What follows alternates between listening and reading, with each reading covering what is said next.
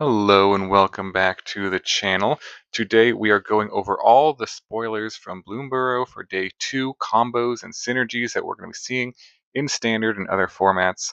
Let's jump right into it with Manifold Mouse, which is a 2 mana 1/2 with Offspring 2. So this means that you can pay 2 mana as you play this as an additional cost, and if you do, you get an additional copy of it. It's a 1/1.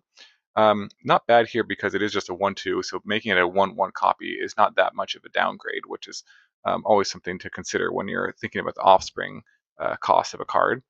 It says at the beginning of combat on your turn, target mouse you control gains your choice of double strike or trample until end of turn.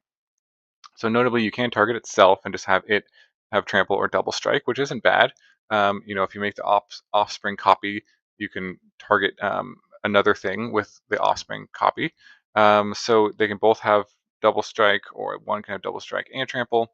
But really, this works really well with all the other mice synergies that we're getting right now, especially with the Valiant um, keyword, which says that whenever you target the creature with a spell or an ability for the first time, you get some sort of bonus. So, for example, the Heart Fire Hero, which was another new mouse that we got today, is a 1 mana 1/1, and when you target it with a spell or ability, you put a +1/+1 counter on it, and then when it dies, it deals damage equal to its power to each opponent.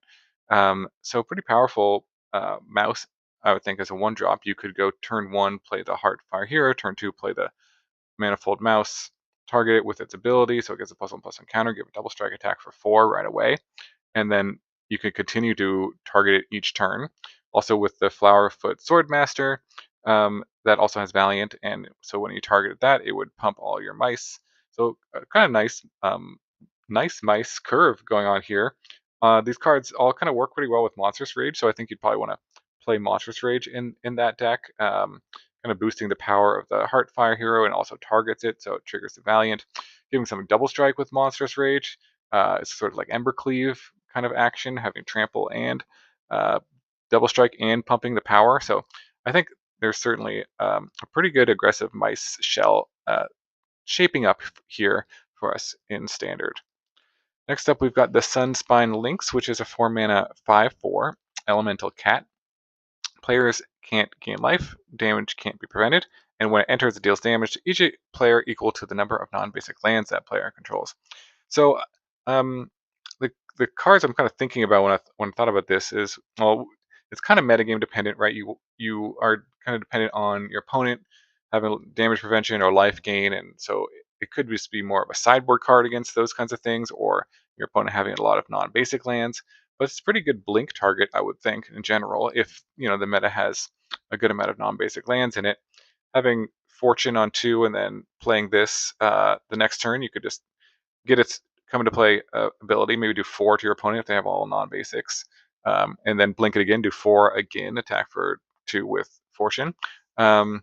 So blinking it, I think, is pretty strong, or just making copies of it too with clone effects would be pretty good to get the ETB over and over again, and then making sure that your opponent can't gain life. Tell me if I'm wrong. I don't play a ton of Modern, but it seems decent against the One Ring. If your opponent goes One Ring on 4 and get protection from everything, if you play this, it doesn't say target, so I think you can still do the damage to the opponent. There's a lot of non-basics in Modern right now, and then it would also blank the protection ability because damage can't be prevented. So you could just they would play the One Ring, think they're safe. You play this, deal maybe 4 damage to them, attack with your guys, and they wouldn't be prevented. So maybe there's some role for this in Modern as a sideboard card, perhaps. So those are kind of the things I thought about. Let me know in the comments what you think about the links, if you think it's main deckable in Standard or other formats. But it's got some powerful abilities for sure. So uh, we'll see how it shakes out.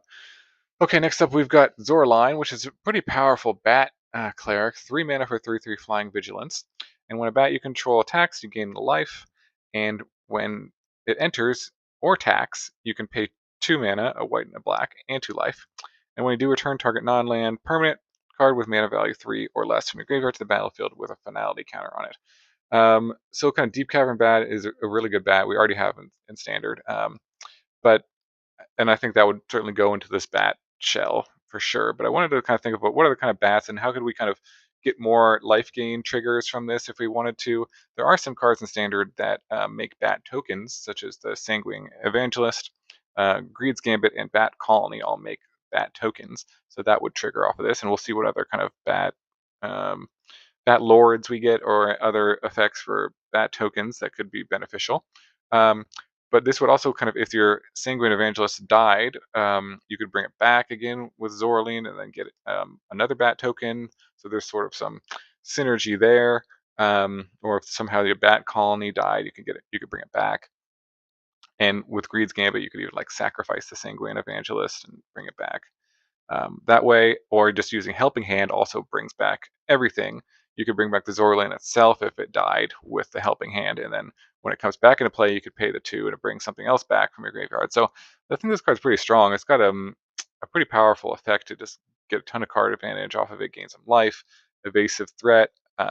So I would be surprised if this didn't see some play in Standard, and maybe a bat deck, maybe just some sort of black-white value deck. We'll see. We'll see, but definitely one to keep an eye on for sure.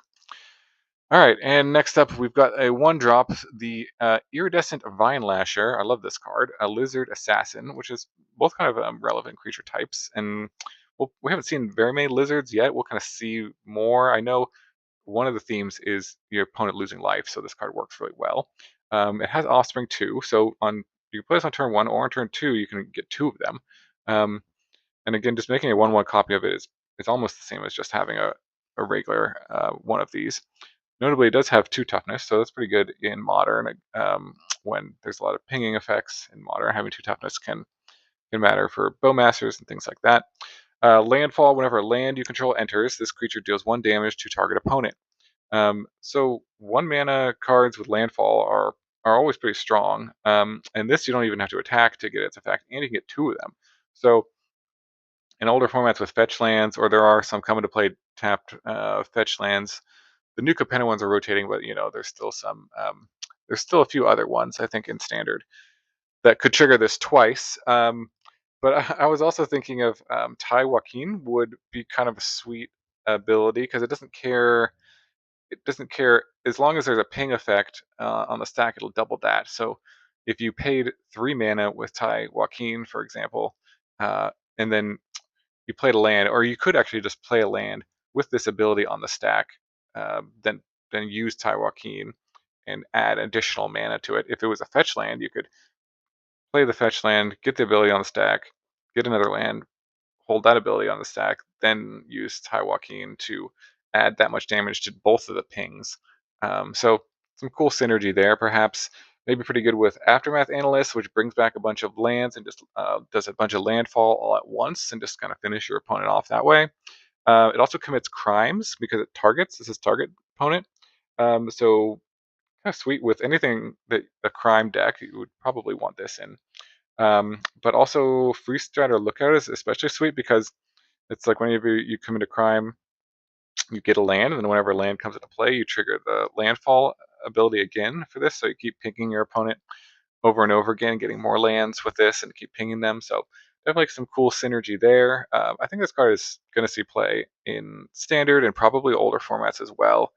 And just being able to play 2 of them on turn 3 is pretty cool as well. So yeah, I love the flexibility, powerful effect, great 1-drop, and then we'll kind of have to see how much being a lizard is going to matter. But there may be also some lizard synergies going for this guy that we're not aware of yet too. So very cool. Next up, we've got some uncommons that I didn't cover last time. This is the Seag Mentor, and this is a 3 mana 3/2 mouse soldier. So this could also kind of fit into that mouse shell that we were talking about earlier. It's got Vigilance and Haste, and it also has Valiant. When it becomes the target of a spell or ability you control for the first time each turn, put a +1/+1 counter on it. So the cool thing about Valiant is that as opposed to Heroic only counted spells that targeted your creatures. So like instant sorceries, enchantments. Valiant will use any ability. So it could be something that's in play, such as the Yodian Frontliner, even lands like the Monumental Facade target your creature. The Churning Reservoir would target a creature every turn. Skrell could target a creature, with its ability. So being able to give this guy a +1/+1 counter every turn, or even twice per turn cycle, because um, for the first time each turn, so you could do it on your opponent's turn if you have an ability to do it. Like for example, Skrelv, you can do it on your opponent's turn. So you could do the Yodian frontliner on your turn, and then during your opponent's turn, Skrelv to target your guy. You just pump him up to pretty big. So definitely want to take note of all the different ways you have to target your own creatures in Standard, and these are kind of some of the cheapest ones I could find that kind of continually every turn could target a creature to potentially use in a Valiant deck, or maybe in the Mice deck you'd want to play some frontliners or Skrelvs just to keep targeting your guys, as well as kind of buffing them up. So something to keep in mind there. Next up, we've got some other uncommons. These are both kind of gifting cards. A while ago, I created a gifting deck, even before gift was a mechanic. There were some other cards in Standard that gave your opponent uh, tokens, but now we actually have an entire mechanic that gives your opponent tokens, such as Parting Gust, which gives them a fish, or the Valley Rally, which gives them a food, which is also a artifact token. And both of these work pretty well with Kemble, because when your opponent gets a token, then you also get that token. Make a copy of it for yourself, and then it triggers and you drain your opponent for 1. And the Generous Plunderer, when it attacks, it deals damage equal to the number of artifacts they control. So that could work well with the food tokens, for example, with the Valley Rally. So, some interesting synergies to consider, things to think about. Maybe I'll revisit that deck of giving your opponent stuff and using that to your advantage, basically. And then last up, we had Ruthless Negotiation, which is a 1-mana sorcery. Target opponent exiles a card from their hand. If the spell is cast from a graveyard, draw a card. It's got flashback for 5. So kind of an okay effect. It can certainly be like a 3-for-1. I thought this would be decent with Snapcaster Mage, maybe in older formats, in like Historic maybe, because Snapcaster makes the sorcery or instant, the flashback cost is equal to 1. It's actual casting cost, because the flashback is pretty expensive, obviously, with this. But if you did this on turn 1 or turn 2, it's kind of a 1-for-1. But then if you Snapcaster Mage and cast it on 3 mana, that's kind of a 3-for-1, because then they're exiling a card, you're drawing a card, and you're having a Snapcaster Mage. So maybe just kind of like a value card. I'm not really sure. Maybe there's some other ways to, if you just kind of mill this card into your graveyard, that can give you some value for free, perhaps. Or there's other ways to kind of cast it from your graveyard that I'm not thinking about. Let me know in the comments below. But yeah, those are all the new rares and uncommons I wanted to talk about today, the combos and synergies. Let me know in the comments what you think about the set so far, any cool combos you're looking forward to playing with, any new decks that you really want to build when this comes out. And thanks so much for watching, and I will be back tomorrow with all the new spoilers and new combos from there. All right, take care.